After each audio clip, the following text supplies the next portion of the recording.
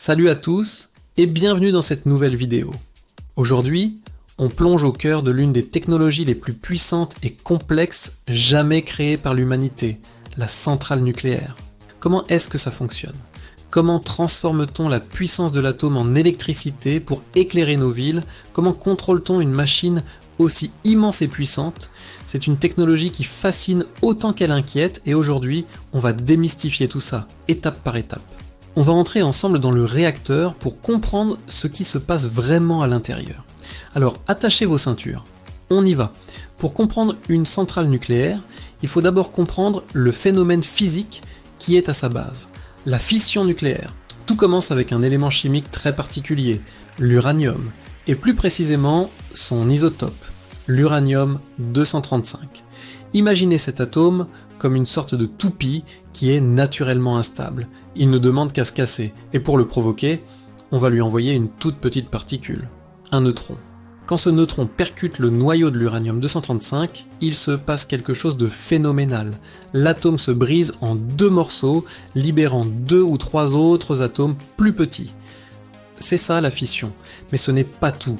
Au moment exact de cette cassure, 3 choses se produisent. Premièrement, une quantité d'énergie absolument colossale est libérée sous forme de chaleur. C'est cette chaleur qui va nous intéresser. Deuxièmement, de nouveaux neutrons sont éjectés à très grande vitesse. Et troisièmement, ces nouveaux neutrons vont à leur tour aller percuter d'autres atomes d'uranium-235 qui vont se casser, libérer de la chaleur, éjecter de nouveaux neutrons, et ainsi de suite. C'est ce qu'on appelle une réaction en chaîne. Si on la laisse faire, elle peut devenir explosive, comme dans une bombe atomique. Mais dans une centrale, l'objectif est de la maîtriser, de la contrôler. On parle alors de réaction en chaîne contrôlée. Toute la magie de l'énergie nucléaire est là. Transformer l'énergie contenue dans les atomes en une chaleur maîtrisable pour ensuite la convertir en électricité. C'est un principe simple en apparence, mais qui demande une ingénierie d'une précision extrême. Maintenant qu'on a les bases, allons voir ce qui se passe vraiment à l'intérieur du cœur du réacteur. C'est la zone la plus importante et la plus protégée de toute la centrale. Si on pouvait regarder à travers les murs, on verrait une immense cuve en acier remplie d'eau. À l'intérieur de cette cuve, on trouve 3 éléments essentiels. D'abord, les barres de combustible. Ce sont de longs crayons métalliques remplis de petites pastilles de céramique d'uranium. C'est là que la fission a lieu. Ensuite, il y a ce qu'on appelle un modérateur. Dans la plupart des réacteurs, c'est l'eau elle-même qui joue ce rôle. Son travail est de ralentir les neutrons éjectés lors de la fission. Pourquoi ? Parce que des neutrons trop rapides ont moins de chances de provoquer de nouvelles fissions. En les ralentissant, on augmente l'efficacité de la réaction en chaîne. Et enfin, l'élément clé du contrôle, les barres de contrôle. Ce sont des barres faites de matériaux comme le bore ou le cadmium qui ont la particularité d'être de véritables éponges à neutrons. Elles peuvent absorber les neutrons sans se casser. Ces barres sont mobiles, on peut les monter ou les descendre dans le réacteur. C'est en fait l'accélérateur et le frein de la centrale. Quand on retire les barres de contrôle, on laisse plus de neutrons libres pour aller percuter les atomes d'uranium et la réaction en chaîne s'accélère. La puissance augmente, et donc la chaleur produite aussi. A l'inverse, quand on enfonce les barres de contrôle dans le cœur, alors elles vont absorber une grande partie des neutrons disponibles. La réaction en chaîne ralentit, la puissance diminue. C'est un peu comme le bouton de volume de la réaction nucléaire. C'est grâce à ce mécanisme incroyablement précis qu'on peut ajuster la production d'énergie seconde par seconde pour répondre aux besoins du réseau électrique. Ok, on a réussi à produire une chaleur immense de manière contrôlée. Mais comment on transforme cette chaleur en électricité? C'est là qu'intervient le circuit primaire. L'eau qui se trouve dans la cuve du réacteur est chauffée à plus de 300 degrés par l'énergie de la fission. Mais attention, elle est maintenue sous une très haute pression, environ 155 fois la pression atmosphérique, ce qui l'empêche de bouillir. Elle reste donc liquide, mais incroyablement chaude. Cette eau brûlante est ensuite envoyée via d'énormes tuyaux vers une autre machine qu'on appelle le générateur de vapeur. À l'intérieur de ce générateur, l'eau chaude du circuit primaire passe dans des milliers de petits tubes en forme de U. elle ne se mélange jamais avec l'eau d'un autre circuit, le circuit secondaire. Mais en passant dans ces tubes, elle transmet sa chaleur à l'eau de ce second circuit. Et cette eau du circuit secondaire, elle, n'est pas sous pression. Donc, en recevant toute cette chaleur, elle se met à bouillir et se transforme instantanément en une énorme quantité de vapeur. Cette vapeur est ensuite canalisée et envoyée sous très haute pression vers une turbine. Imaginez une hélice géante, avec des centaines de pales, qui se met à tourner à une vitesse folle, plusieurs milliers de tours par minute, poussée par la force de la vapeur. Cette turbine est directement connectée à un alternateur.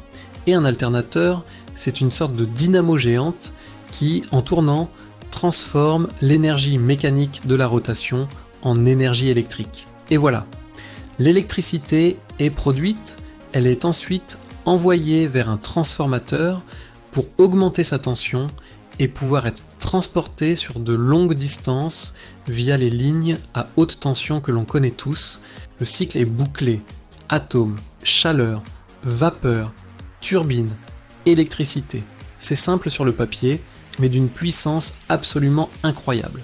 Mais attendez, il y a un autre élément très visible d'une centrale nucléaire dont on n'a pas encore parlé, ces immenses tours en forme de sablier d'où s'échappe un grand panache de vapeur blanche. Qu'est-ce que c'est exactement ? C'est le circuit de refroidissement. Une fois que la vapeur a fait tourner la turbine, elle a perdu de sa pression et de sa température. Pour que le cycle puisse recommencer, il faut la refroidir pour la retransformer en eau liquide. C'est là qu'intervient un troisième circuit d'eau, complètement indépendant des deux autres. On prélève de l'eau dans une source froide, comme une rivière ou la mer, et on la fait passer dans un condenseur où elle va refroidir la vapeur du circuit secondaire. L'eau du circuit de refroidissement, elle, se réchauffe au contact. Et c'est cette eau tiède qu'on envoie dans les fameuses tours aéro-réfrigérantes. À l'intérieur, l'eau chaude est pulvérisée en fines gouttelettes et ruisselle le long de parois. Un courant d'air naturel remonte dans la tour, refroidit l'eau par évaporation. Et cette évaporation crée le grand nuage blanc que l'on voit. Il est très important de le répéter. Ce panache, ce n'est que de la vapeur d'eau pure. Ce n'est absolument pas radioactif, et ça ne contient aucun polluant. Le refroidissement est une étape absolument essentielle pour maintenir l'équilibre thermique de la centrale et garantir sa sécurité. Justement, parlons-en de la sécurité.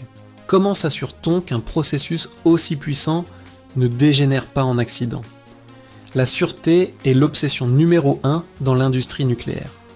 Une centrale moderne est conçue avec ce qu'on appelle une défense en profondeur, c'est-à-dire plusieurs couches de protection indépendantes les unes des autres. La première barrière, c'est le combustible lui-même, sous forme de pastilles de céramique qui retiennent la majorité des produits radioactifs. Ensuite, il y a la gaine métallique des barres de combustible, puis la cuve du réacteur, en acier très épais. Et enfin l'enceinte de confinement, un dôme de béton armé de plusieurs mètres d'épaisseur, conçu pour résister à des événements extrêmes comme un crash d'avion. En plus de ces barrières physiques, il y a des dizaines de systèmes de sécurité automatique. Par exemple, si la pression ou la température augmente anormalement, les barres de contrôle tombent automatiquement par gravité dans le cœur pour stopper la réaction en chaîne en moins d'une seconde.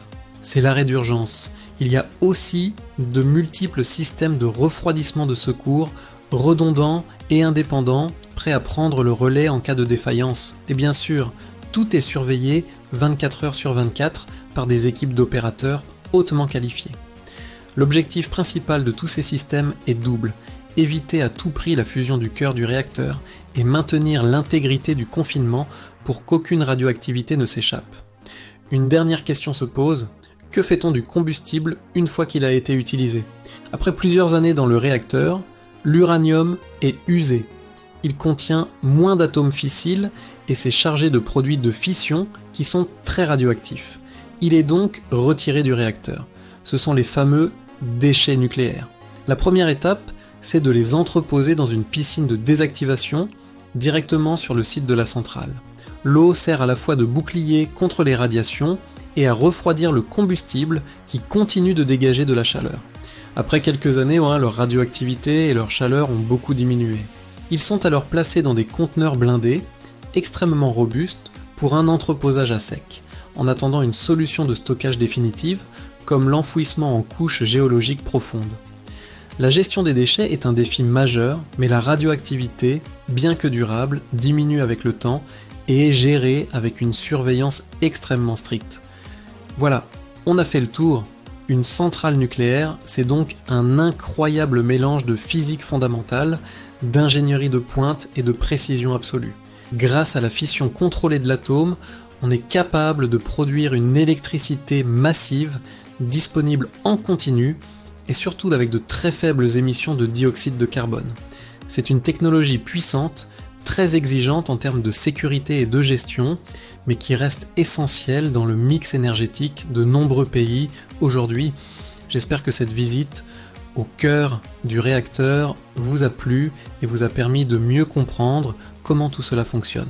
Si le sujet vous intéresse, dites-moi en commentaire si vous aimeriez une vidéo dédiée aux grands accidents nucléaires comme Tchernobyl ou Fukushima, au futur du nucléaire avec les nouveaux réacteurs SMR, ou même à la fusion nucléaire, le rêve d'une énergie presque infinie.